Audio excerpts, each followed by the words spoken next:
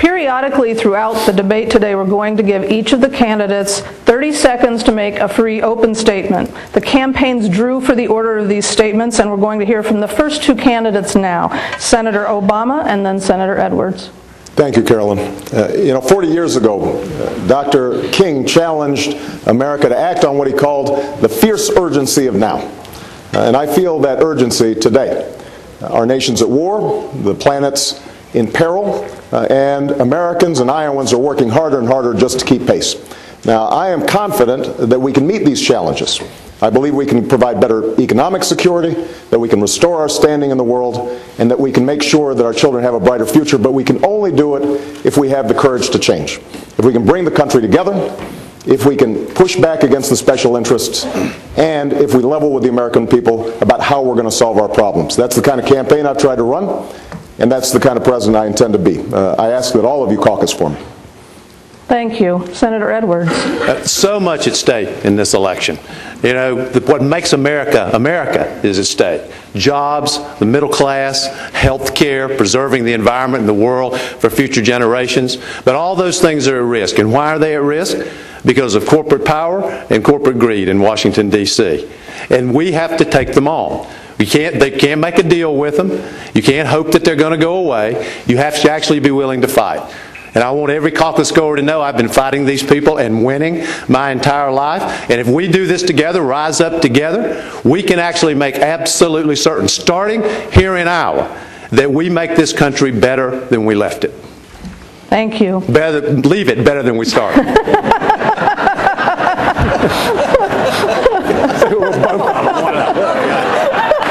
Whatever. Translations. We all knew what you meant. I thought you did. Now, let's hear free statements from the next two candidates, Senator Biden and then Governor Richardson. You have 30 seconds.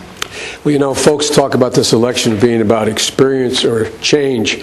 It's really about action and pragmatic solutions. And that's what I've done my whole career with the Violence Against Women Act, the crime bill, the Balkans, helping stop the genocide there. And ladies and gentlemen, leadership is also about knowing who you are, what you believe, and what your priorities are, and what you'll do.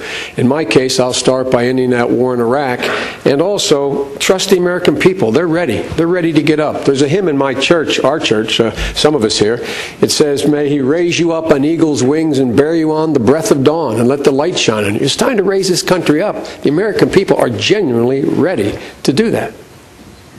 Governor? Well, I'm going to use my 30 seconds to thank the people of Iowa for putting us through this very good process of electing a president.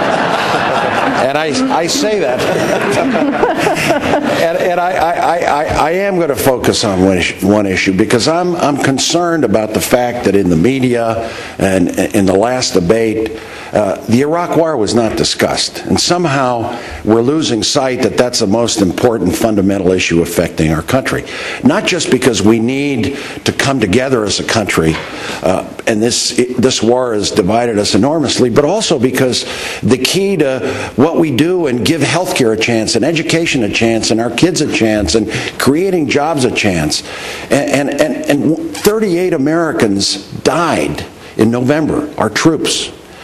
We've got thousands, over 60,000 with mental trauma and PTSD coming back, and we have a VA system that is not responding. This is such an urgent, fundamental issue, and I can tell you, as I've gone to every one of the 99 counties in Iowa, this is the #1 issue affecting not just this country, but Iowa caucus goers. Thank you. I want to have the last two 30-second candidate statements. The next two, Senator Clinton first, and then Senator Dodd. Everywhere I go across Iowa, I'm impressed by the people I meet and touched by the stories they tell me, especially the first-time caucus goers. And everyone wants change. Well, everybody on this stage has an idea about how to get change. Some believe you get change by demanding it. Some believe you get it by hoping for it. I believe you get it by working hard for change. That's what I've done my entire life.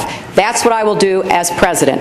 I will end the war in Iraq and bring our sons and daughters home. I will get quality, affordable health care for every single American, and I will not rest until every child has a chance to live up to his or her God-given potential. So I hope you will go caucus for me on January 3rd. Stand up for me, and I'll stand up for you during this campaign and when I'm in the White House.